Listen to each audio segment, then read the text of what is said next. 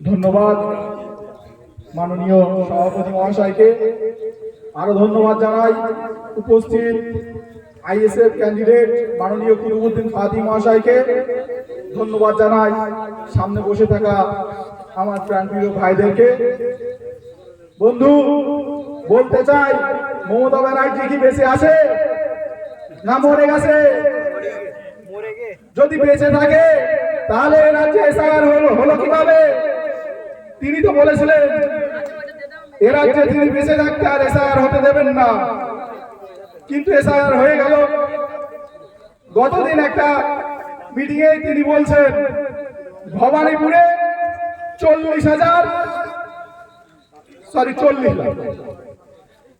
SIR এ বাদ পড়ে গেছে, ডিলিট হয়ে গেছে, তাতে তানার বয়ে গেছে। ভাইপো বলেছিল যদি একটা বৈধ ভোটার যদি বাদ পড়ে 1 লক্ষ মানুষ নিয়ে দিল্লিতে গিয়ে আন্দোলন করবে। ভাইপো কি ভুলে গেছে না দিল্লির পথ চিনতে পারছে না?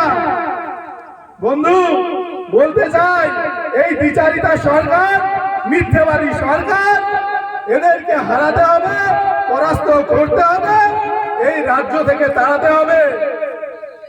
তার জন্য এই বাদুড়িয়াতে খামচিহ্নের প্রতীকে কুতুবউদ্দিন ফাদি মহাশয়কে ভোট দিয়ে বিপুল ভোটে জয়যুক্ত করতে হবে। বন্ধু, বলতে চাই গত পঞ্চায়েত ভোটে যার নেতৃত্বে, যে গোপাল ভাঁড়ের নেতৃত্বে এইখানে ভোটগুলো র্যাগিং হয়েছিল, এই দিলীপ কুমার স্কুল থেকে সবাইকে মেরে বার করে দেওয়া হয়েছিল। আজকে আপনাদেরকে বলার আর কিছুই নেই, আপনারা জানেন এখানকার ক্যান্ডিডেট কে হয়েছে। আমি আর মুখে বলতে চাই না বন্ধু, এটা বলতে চাই আর তাদেরকে জানাতে চাই, এবার কিন্তু আর তোমরা মেরে, তোমরা অত্যাচার করে পুলিশ দিয়ে ক্যান্ডিডেটকে বার করে দিতে পারবে না। বন্ধু, বলতে চাই আজকের দিনে সেই 21 সাল নেই, আজকের দিনে 26 সাল। যদি তুমি মনে ভেবে রাখো যে এবারও মেরে জোর করে গণনা থেকে বার করে দিয়ে আমরা জিতে নেব, সেদিন আর নেই।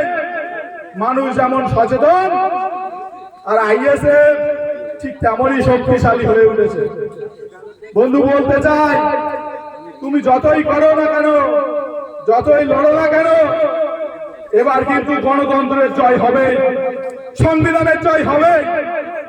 আর সেই জয়ের জন্য এই বাদুড়িয়াতে খামচিহ্নের প্রতীক মাননীয় কুতুবউদ্দিন ফাদি মহাশয়কে বিপুল ভোটে জয়যুক্ত করতে হবে। যদি চান আপনার সন্তানকে শিক্ষিত করতে, তাহলে আপনাকে ভোট দিতে হবে মাননীয় কুতুবউদ্দিন ফাদি মহাশয়কে। বন্ধু, কেন? আপনি বলতে পারেন টিএমসির প্রার্থীকে যদি ভোট দেয় তাহলে আমার ছেলে শিক্ষিত হবে না কেন? বন্ধু, অতীতে দেখুন এই বাদুড়িয়াতে না শুধু পশ্চিমবাংলায় লাখে লাখে হাজারে হাজারে স্কুলগুলো, কলেজগুলো বন্ধ হয়ে যাচ্ছে।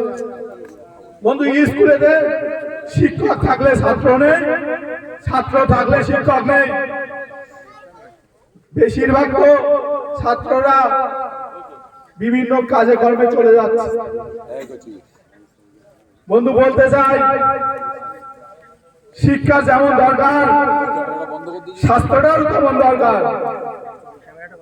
এই রাজ্যে স্বাস্থ্যের অবস্থা খুব দুরবস্থা।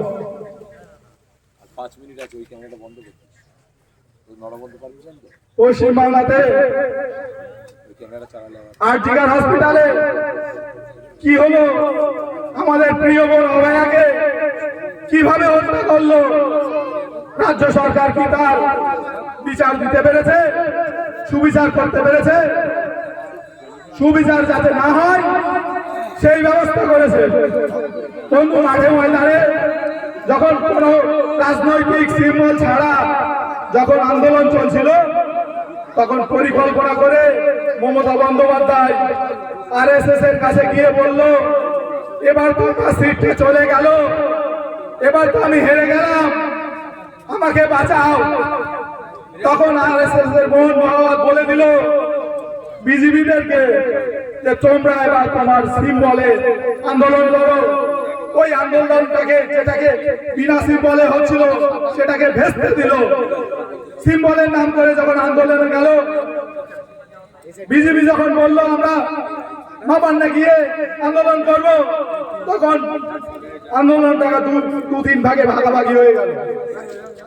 ঠিক প্ল্যান মাফিক আন্দোলনটা বন্ধ করে দিল, না হলে তখনই মমতার অবস্থা খুবই খারাপ ছিল, তখনই ওর রাজ্য থেকে বিতাড়িত করার একটা সুযোগ ছিল।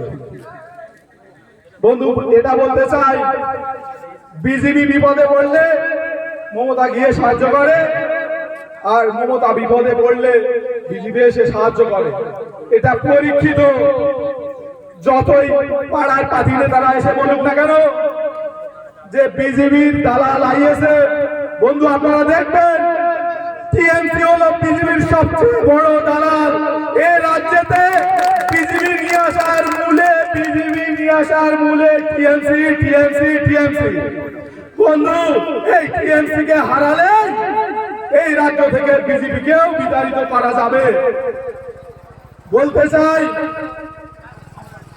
বিজেপি কে হারাতে গেলে আমাদের আগে মূল টার্গেট দিতে হবে, এই টিএমসি কে হারাতে হবে। এই টিএমসি কে হারানোর জন্য আমাদেরকে আইএসএফ এবং সিপিআইএম এর জোট চিহ্নে এই রাজ্যের বিভিন্ন জায়গায় সেখানে যে ভোটে দাঁড়িয়েছে, এই জোট প্রার্থীদেরকে আমাদেরকে জেতাতে হবে। তাদেরকে জিতিয়ে বিধানসভায় পাঠাতে হবে এবং এই দুর্নীতিগ্রস্ত সরকারকে হারাতে হবে। ধন্যবাদ বন্ধু, আরো তারা আসবে। এতটুকু বলে আমার বক্তব্য শেষ করলাম।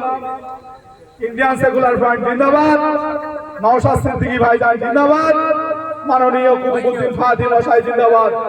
বন্ধু, 29 তারিখে খামচিহ্নে ভোট দিয়ে বিপুল ভোটে জয়যুক্ত করবেন আমাদের খামচিহ্নের প্রার্থী মাননীয় কুতুবউদ্দিন ফাতিল মশাইকে। হ্যালো, এবার আমাদের বক্তা মামুল হাসান।